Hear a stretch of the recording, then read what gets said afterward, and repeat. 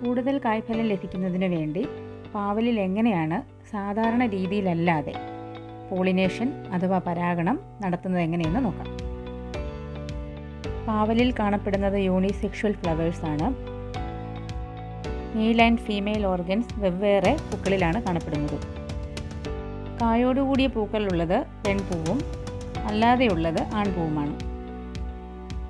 സാധാരണ രീതിയിൽ തേനീച്ചകൾ, പൂമ്പാറ്റകൾ, വണ്ടുകൾ ഇവയുടെ സഹായത്തോടു കൂടിയാണ് പൂക്കളിൽ പരാഗണം നടക്കാറുള്ളത്.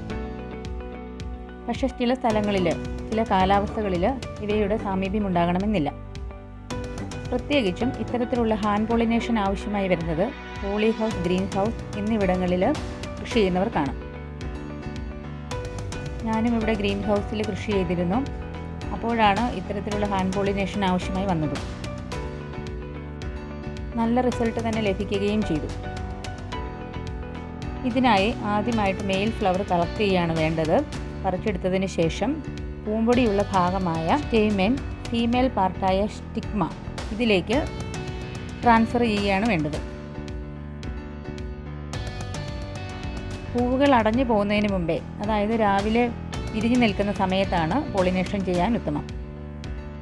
ഇതിനായി ചെയ്യേണ്ടത് മെയിൽ ഫ്ലവറിലെ പോളൻ അഥവാ പൂമ്പൊടി ഫീമെയിൽ ഫ്ലവറിൻ്റെ പാർട്ടായ സ്റ്റിഗ്മയിലേക്ക് ഇട്ട് കൊടുക്കുകയാണ് വേണ്ടത്.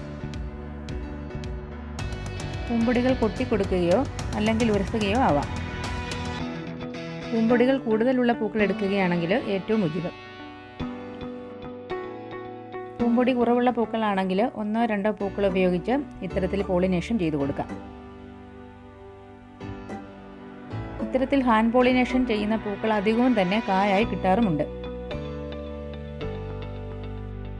ചെറിയ രീതിയിലൊക്കെ കൃഷി ചെയ്യുന്നവർക്ക് ഇത്തരത്തിലുള്ള മെത്തേഡ് വളരെയധികം പ്രയോജനം ചെയ്യുന്നതാണ്. പൂക്കൾ കായ്കളായി രൂപാന്തരം പ്രാപിക്കാതെ നഷ്ടപ്പെട്ടു പോകുന്നത് തടയാൻ നല്ലൊരു ഉപാധിയാണ് ഹാൻഡ് പോളിനേഷൻ.